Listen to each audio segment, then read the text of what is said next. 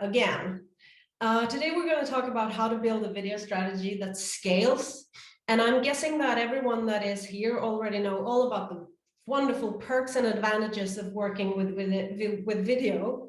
So I'm not going to dig into the why we're working with video, even though that's one of the questions I always talk a lot about, because people still don't really understand why video is really important for every communication strategy today.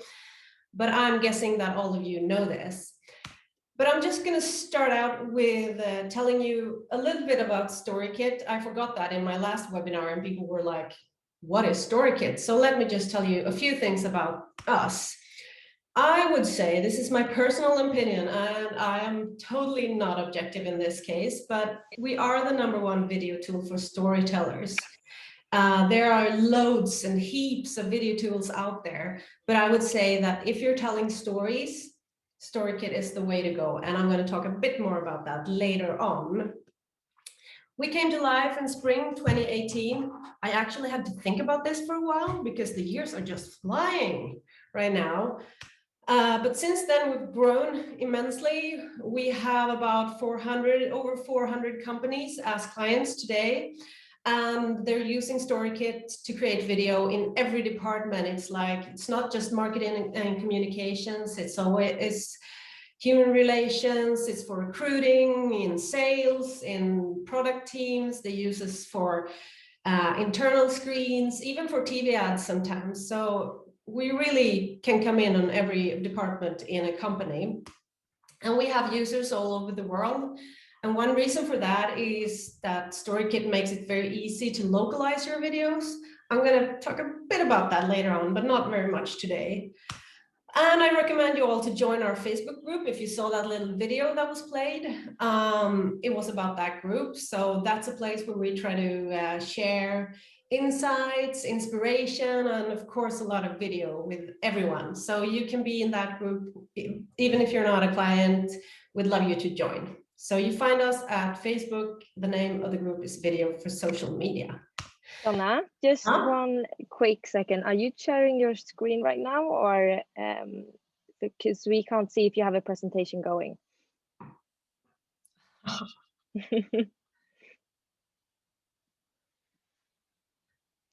Okay. There we go. There we go. There.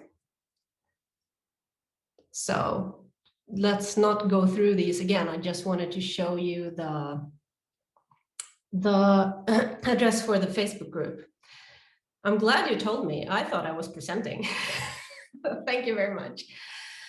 So that's all about Storykit. And then I'm going to tell you a little bit about me. I'm the journalist that became a marketer, and I know that that's not a very common background for a tech marketer or a SaaS marketer, but in this case, it's been a really good thing, because since Storykit is a tool for storytellers, it's always been a good thing that I am based in storytelling and has been working with storytelling all my life, and I just love it. So there's my email address. Connect with me on Twitter, connect with me on LinkedIn. I love conversations, and just do it. So, okay, so now I have to do this. So social media has really changed the workday for every marketer, and this is no surprise for any of you. But I still wanted to illustrate this shift with this beautiful man. This is my father. His name is Ekman, and he's the retired CMO of shipping company Viking Line. And this is me. I'm the stressed out marketing director at the SaaS company Storykit. And he has learned me a lot about working life and marketing and stuff. He always said that the 3 greatest brands in the world use the color red and white. It's Coca-Cola, Marlboro, and Viking Line. The shirt he's having on that picture is actually a Viking Line t-shirt. We have a lot of red and white stuff in our home. So he's been in marketing for almost all of his adult life, and he should really get marketing, and he really does. But still, occasionally, when I publish anything on Facebook about my job, a podcast I've made, or an article I've written, or anything, I get these types of messages from him. And since this is in Swedish, I have translated. He says here that the father heart swells with pride again. But I'm 42, Dad, but I still have some difficult as I try to explain to people what you're doing at Storykit. So the question is, why is it so difficult for him, a seasoned marketer since many years, to understand what I am doing during my workday? Well, of course, a lot of stuff has shifted. The tools aren't the same as they used to be. I work in SaaS, which is a phenomenon that he probably had never heard of during his work life. I also work in a completely digital environment when his product and his world was very hands-on. He worked with ships and passengers and the sea. But more importantly, the way that we communicate has changed. He worked very proactively. I mean, he didn't put out a campaign that he hadn't planned for a year. He knew exactly what would happen next summer and probably the summer after that, because he had to. I work very reactively. I always see what happens in the feed. Is there a meme that is going on? Is there a trend? Are people talking about video in a specific way? And I work very reactively. I, of course, plan and do things proactively too, but my main thing is to be able to be very reactive. He worked in a few big channels. I mean, he did TV ads. He had billboards all over the country. He had pages in the newspaper. I, on the other hand, work with a lot of small channels. I use Facebook. I use LinkedIn. I try to put out Instagram stories. I even try Clubhouse. And he also used very few ad formats because that was what was out there. While I have to work with an abundance of ad formats. If it's live and it's streamed and it's, you name it, it's aspect ratios, it's different on Facebook, it's different on anything. He used campaign form in most of his job, and I have to be always on. He worked a lot with agencies. I mean, they didn't put out a huge ad campaign without a very expensive agency doing it for them. I do most of my things myself. When he told stories, they were ads. When I tell stories, it's content. And he also worked with a very high cost per unit. But me, on the other hand, a low cost per unit. When he went on with a campaign to TV, it cost a lot of money. When I put out a Facebook ad, it doesn't cost me that much per unit. So the biggest difference is the risk taking he and I are doing. His biggest risk was that he would be wrong. If he had planned and expensed and used a lot of time and money to create one big campaign, the most risky thing was that he might be wrong. What if this campaign is wrong? What if this messaging is wrong? And this meant that it had to be perfect. My biggest risk is not being wrong. It's not doing enough. I rather put out something that is bad or unfinished, or maybe not even the right thing, but it's better than to do nothing and never learn. And this goes for everything that happens for a marketer or communicator today. It doesn't matter if it's articles or if it's photos on Facebook or if it's stories or whatever. But when it comes to video, many of us still create video for the old world, the world where my father worked. So we still think that it has to be the groundbreaking TV ads like the epic split that people will talk about for decades. Or at least we believe that we have to have guys with heavy camera equipment that has cost us a whole year budget. And we have to have makeup, and we have to have the girl who writes the script and everything. And if we don't have that, we truly need a guy who sits in a dark editing room for ages and just do something magical that we will never learn. Or we at least think, if we try to be modern, that we need to be influencers or use influencers, and we have to be very, very personal and just like let them into our lives. But this isn't the way that you have to do video today. Today, most videos should rather look like this. And what is this? Well, this is text-driven, as you see, very simple videos where the assets, the images are often stock photos, or they are not that important at all. This is a completely different type of video, but it works. And why does it work in social? Because something has truly changed out there. And it's this: 80 to 90% of all video views in social happen without sound. And I can already hear you say, no, not on YouTube or not on TikTok or whatever.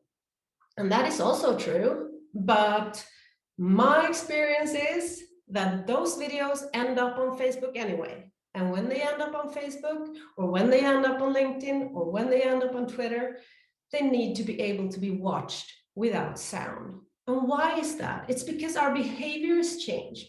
We watch videos and on social always, during the times when we shouldn't, during a meeting, on the bus, during when we sit with our family and they watch a boring children's movie and we are watching funny videos in our YouTube feed instead. We need to be able to watch them without sound. And me and my husband always say that we are completely different people, because he always has his headphones on when he goes by bus, and I never do. But none of us wants to watch the video with sound, because if I stumble upon something I want to see, I would never start digging in my bags to find those AirPods or whatever. And he's having headphones on because he's listening to music, and he doesn't want to stop his music to watch a video with sound. And this is a huge, huge, huge change. It's so huge that Facebook has even said, design your videos for sound off, but delight with sound on. Give something to those 10, 15% that actually turn the sound on, but design it for sound off. And this means that the most important factor for a successful video in social is the script, the text. It's the thing that drives the video, and it's the thing that the viewer can follow from the start to the end. And this means that we have a new video pro in town. We can say bye-bye to those heavy cameras and to the guys who sit in a basement for 4 weeks and create magic, because the person who can write the script will be the new video pro. We always recommend people to start out with the script, and maybe even start out with making the script in a video with a black background and a white text. And if you can watch that video, well, then you can do anything behind that text afterwards. So we saw this happening. We were working with videos and journalism at the time, and we saw this need of a video tool that was text-based. So our solution was to create it ourselves, because we couldn't find it out there. So we created Storykit, where you go from a text to a storyboard to a video. And you can do this in almost no time, depending on what tools you use. And this actually solves a lot of problems for video makers out there, or companies that want to work with video but doesn't know how. Because you don't need these video specialists anymore, because anyone can write, or at least almost anyone. So you can create video. You don't need to worry about images or clips, because the script is much more important. And if you want to use images or clips and you don't have any, you can use the built-in stock libraries. You don't need these expensive equipment. And I'm not just talking about the heavy cameras. I'm talking about the computers that you need to use to render your videos. When I worked with motion directors, you could see them playing ping pong for half a day. And you were like, don't you have any videos to create? And they were like, my computer is rendering. So you don't need to buy the most expensive computers anymore either. It's quick and easy, regardless if you're a beginner or a pro. If you're a beginner, you can create easily And if you're a pro, you can create more. It's easy to maintain high quality all over the organization since everything looks good. It's easy to be brand safe. It's easy to collaborate in. It's easy to spread, reuse, translate, or localize video content. And you don't have to worry as much about accessibility because the text is already there. And we also have a voiceover that can be made automatically. So enough about that. How should we think about video in this year of 2021? Well, if this is all the content that you're creating in your organization, we usually have some kind of hero content. This is where you put all the power and all the money to create something very, very special. And then you have a lot of other content. And in most organizations, this is usually video. You usually make your hero content in video form. It's the big ad, or it's the video that should, change everything. But all the other content is usually text. And this goes for almost all organizations. We create so much text every day. And our recommendation is to keep doing this. You should, if you're doing this, keep doing it, but start doing this with video. And instead of splitting it up, just let everything be video. So what happens then? If we turn this upside down and do something like this, we end up with the funnel. And all marketers here have heard of the funnel, and it's the way to try to pull the buyer down, further down to the purchase of the product or the service. And most people believe that video is just for top funnel. It's just for branding, or it's just for the talk of the town. And of course, video is great for that. Here are some examples of what we do. We talk to people about how to record better video with your smartphone, or can you change someone's opinion online, or the top 5 social media trends for 2021. We created a lot of video like this just to spread our knowledge and learn and educate people out there on social media and video and marketing. And it's great for that. But we also use video a lot for the middle of funnel people. We send out, some of you have probably seen that video with the webinar ad, or maybe you've seen an ebook ad from us, or a case, or just us telling about a new feature that we have created. This for the middle of funnel people. So you're all in the middle of our funnel right now. How does that feel? And we also use video straight down to the bottom of the funnel. Want a free demo of Storykit? Let us show you Storykit. And this actually works. And now I'm just talking about the funnel before the purchase. We also use video for everything beyond, to inspire our clients, or to educate our clients, learn how to use our tool. Video can be used for everything. So the secret for using video is to create more. You shouldn't be publishing a lot of videos. You should be publishing heaps of videos. Many of our clients increase their video production with about 400% when they start using Storykit, which is amazing. But they're still creating too little video. And I can admit, we are creating too little video too. I struggle with this every day.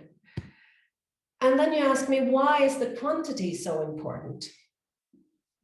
Well, first of all, that's how social works. You remember these two?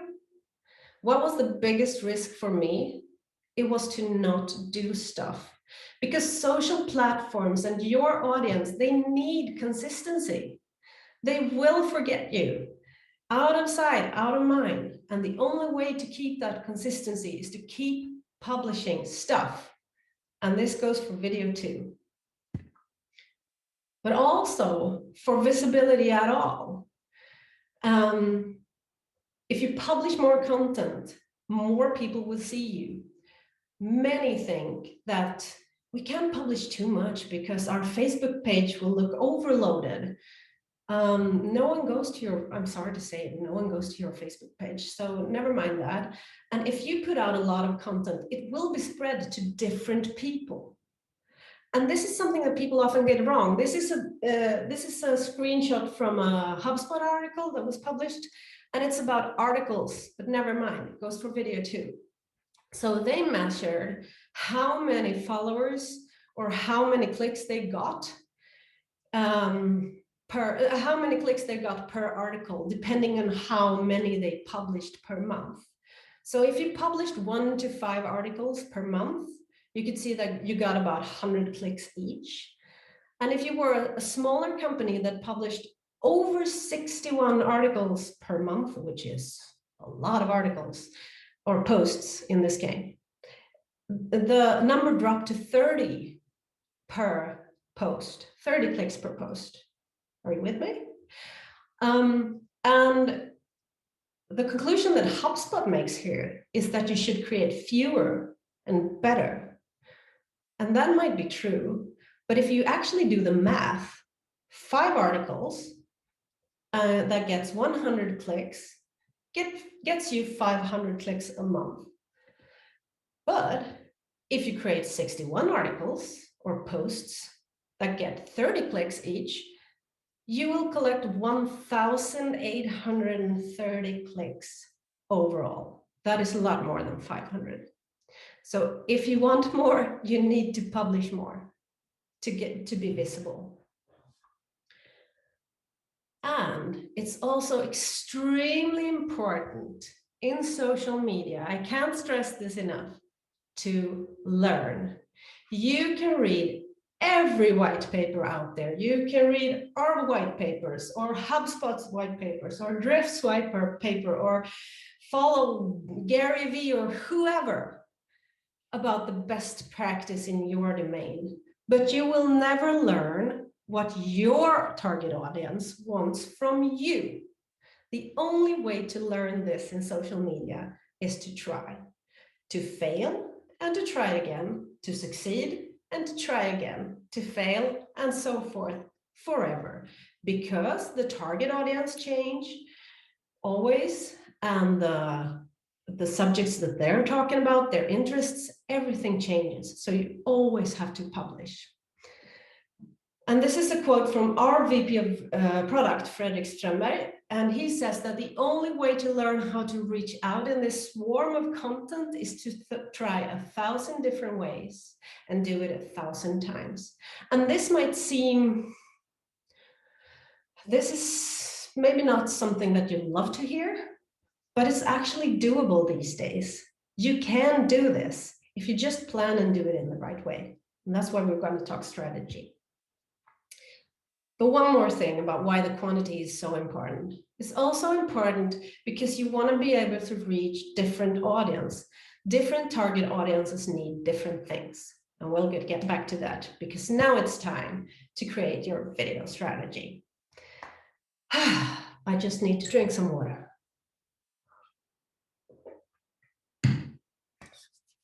Now, the first thing you need to do, and this will come as no surprise, you need to find your target audience. You probably know it already. And then you need to shrink it. And when you have done that, you need to shrink it a bit more. And I'm going to tell you why. Well, if this is all the people you might want to reach,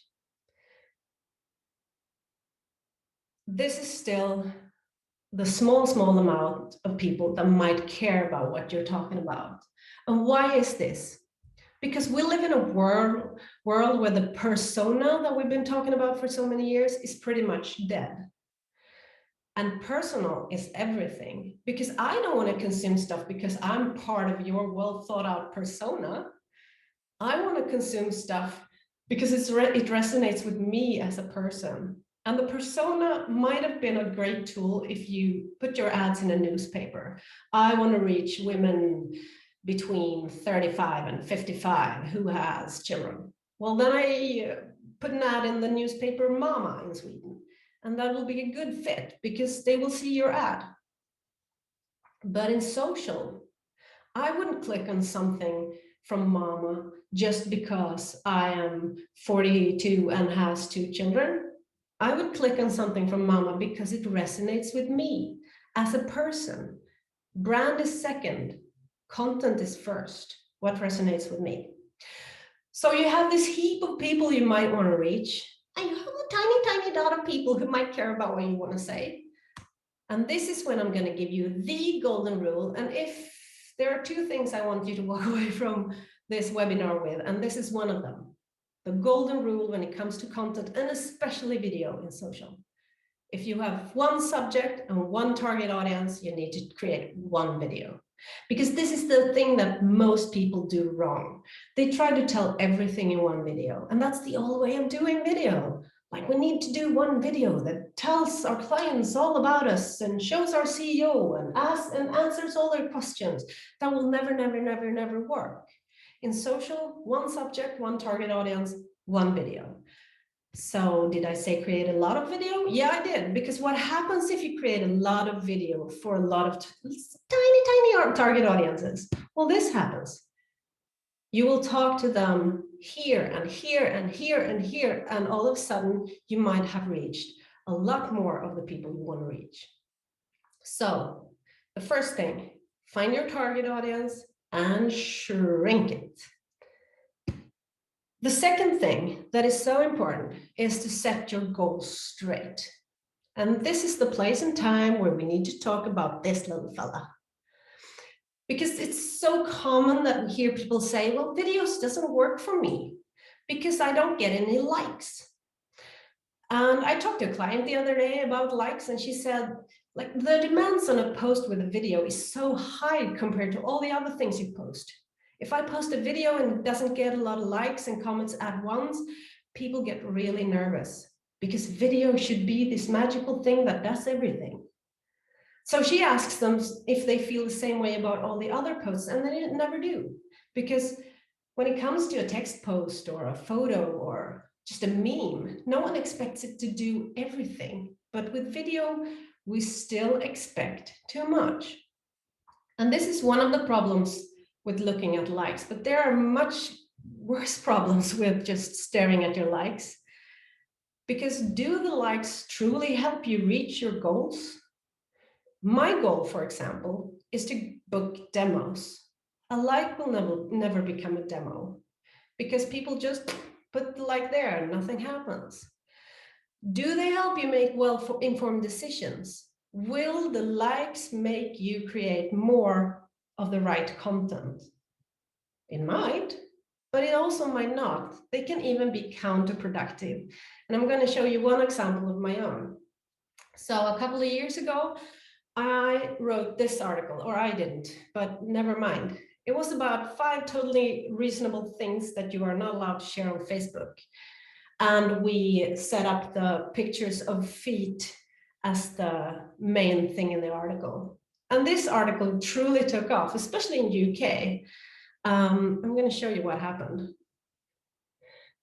You can see that people commented a lot. They shared it a lot. They Googled funny feet.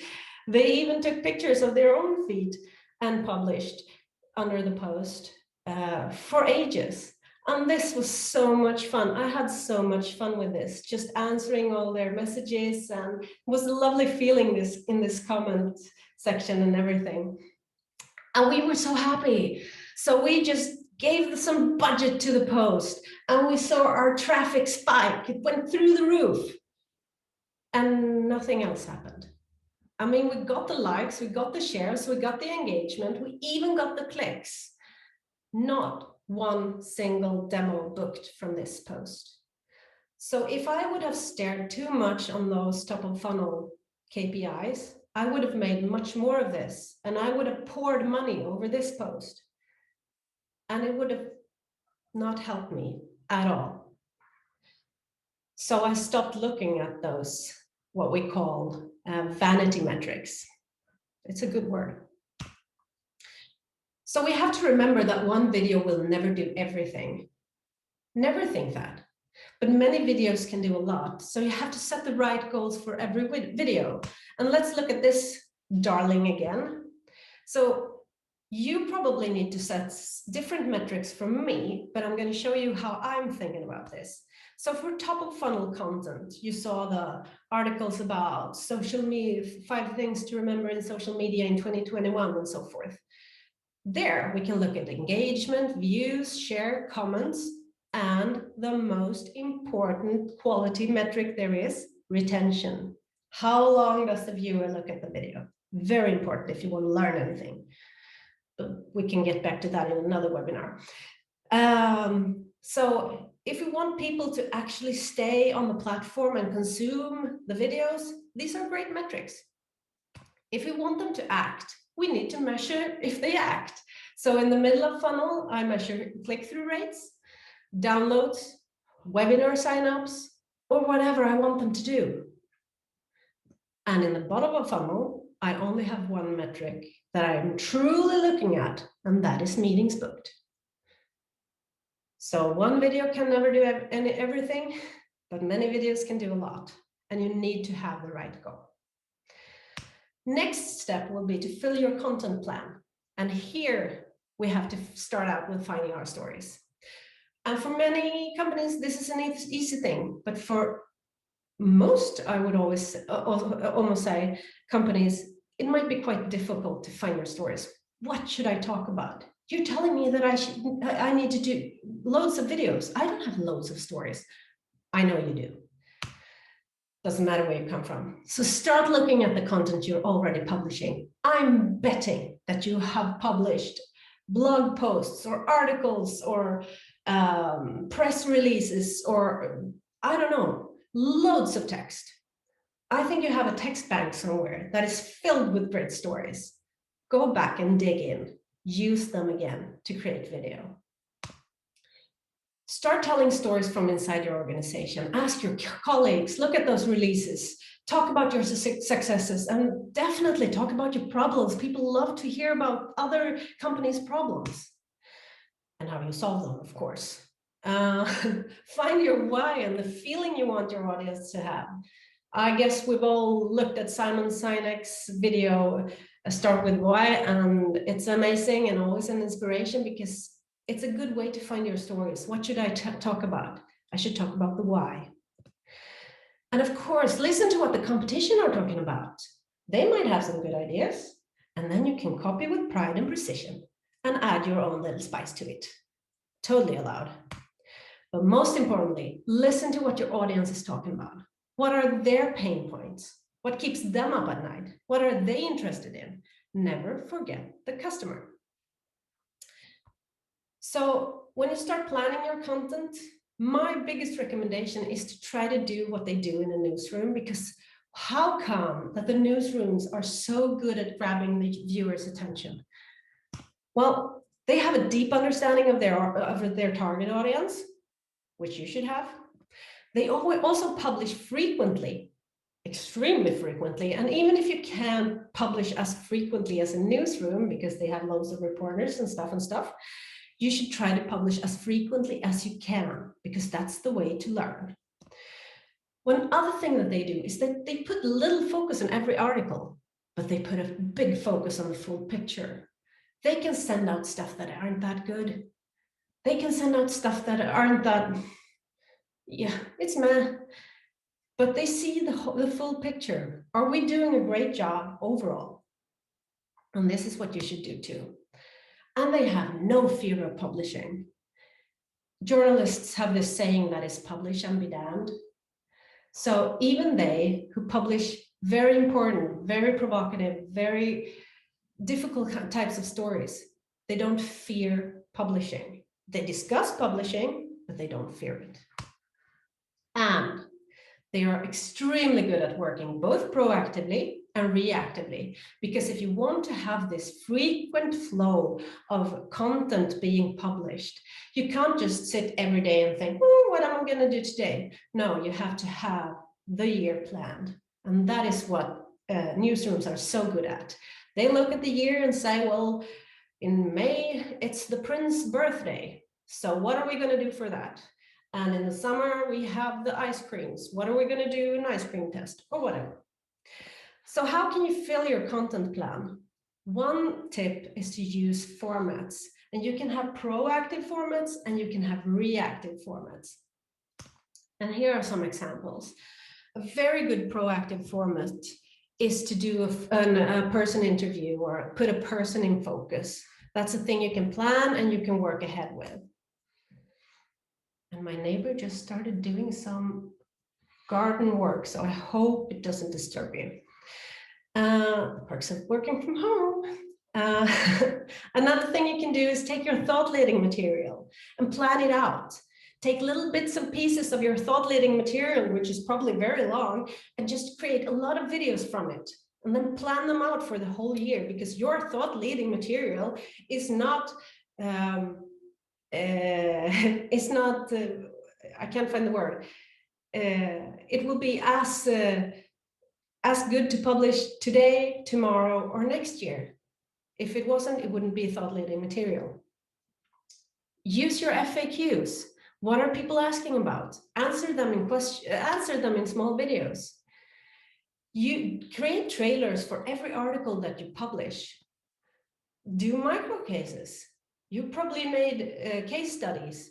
Grab a quote or grab a number and just a small micro case. You can grab whatever stories from within the company, or you can start being more reactive. What is happening today in the world that I want to hold on to and make a video about and connect it to our story? Of course, you can do surveys. So something happens in the world and we ask 3 experts about their opinion on the stuff. Or you can use facts and figures. So a report was released. I can create a video per number in that report if I wanted. And so these are a couple of formats that you can use to fill your content plan and have some planned in beforehand, and some formats that you can just pick up when something happens. And a pro tip here is to use our microstory formats that we released last Friday. So these are 11 formats that anyone can use. If you're a Storykit user, you can actually grab the video and use it. But if you're not, we have a downloadable PDF with extremely particular descriptions of where to find the story, how to create it, how to produce it, and everything. I will make sure to add a link to that PDF when I send out a mail to you after this webinar, so you will get that. And then you have to think about distribution. And this is a quote that I liked from a content guy in the US, Ross Simmons, that you can follow on Twitter. His handle is the coolest cool. And it's create once and distribute forever. And people forget this. I forget this. Even if I know it, I forget it. I create something beautiful, something expensive, something I've spent hours and days and weeks, and then I distribute it, and then I forget about it. So that's such a pity, because you have a bank of stuff that you can use. So you should start with one channel and really own that channel and really understand that channel, but you should never stop there, because there are always groups or little places where you can drop that content in different ways and see what happens, because you will never know if it will go viral on LinkedIn, or if it happens on Facebook, or if it happens on Twitter. So start with one channel, but don't stop there. Make sure to repurpose your content on several channels. And this is so easy in a tool like ours. You can just change the aspect ratio or the CTA or just the imagery or anything, and just repurpose it for several channels.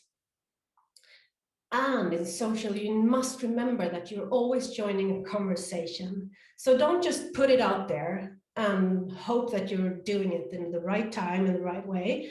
Try to understand, what are people talking about right now? Can I just connect our post to that in some way? And you'll get a much better result. And distribute and redistribute. This is something that we learned before when we worked much more editorially, that we could publish an article or a video or a photo or an infographic and nothing happened. And then we redistributed it 2 weeks later and it just took off. Why? Because the timing was right, because someone shared it, because there are 1,000 of reasons. But the thing is, and remember this, no one goes to your Facebook page. No one will go there and say, hey, why are they publishing this again? So do it again. And the fifth thing is, and that's the last thing of our strategy here, is to learn and iterate. And on social, I can't stress this enough, how important it is. Because when you've published your first videos, it's time to look at what worked and what didn't. And then you need to rethink your plan. So I planned out this, yeah, but it didn't work. Well, replan it, rethink it, build on your insights. It will be better. And never be angry with yourself if you failed, because failing is learning. And keep executing. Do not sit around thinking, oh, now I have to analyze this, and in 2 months I will have a new plan. No, keep executing, because you will learn every day.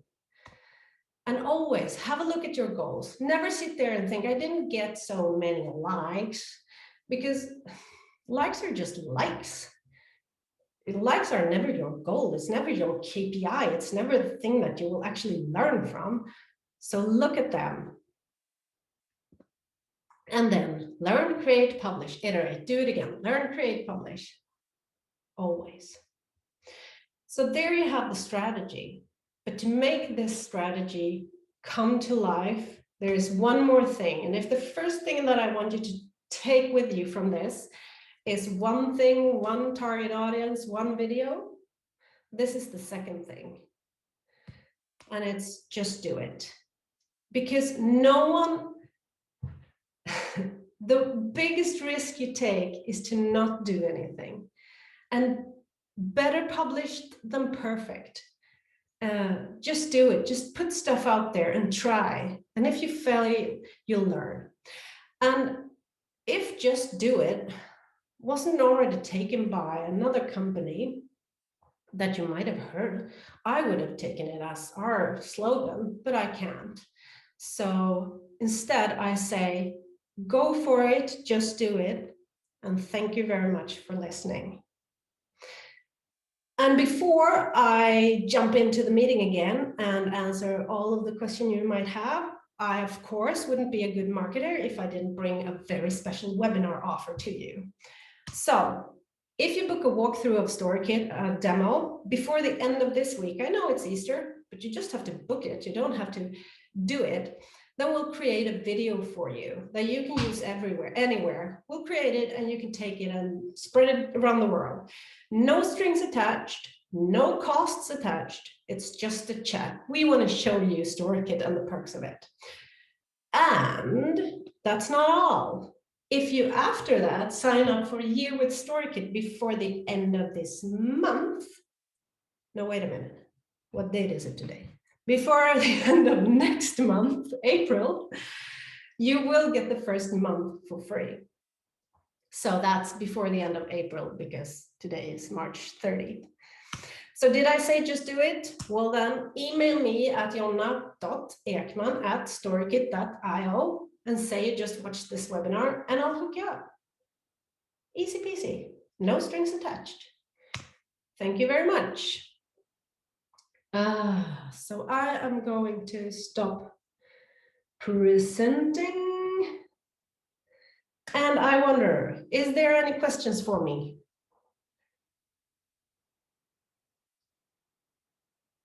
Kanske? Do you have any? Nothing? No questions from the chat so far. Crystal clear. I take that as a good sign. Well, anyway, so I'm going to send out to you, first of all, today I'm going to send you a survey because I want to be an even better presenter and we want to do even better webinars. And I'm also going to send you this offer and all the assets that I was talking about. So you will get a couple of emails from me. Please reach out if you want anything, ask anything, need anything. I see a question there. Is it the same? Do you see it in me? I see it. Do you want me to read it out to you? Yeah. So is it the same rules for non-text driven videos? Which rules? I mean, yeah, I think even if you don't work with text-driven video, you should probably, or you should, whatever you do in social, if it's text, if it's infographics, if it's whatever, just posts with pictures, you should also post them frequently for all the reasons that I listed. Because you won't learn, you won't be visible, you won't get the consistency, and you won't reach the quality that you want. So whatever tools you're working with, it's the same. But also if you work with text-driven video, which I think you should, because it's much easier to get out quantities of. Hope that answered your question. If not, reach out.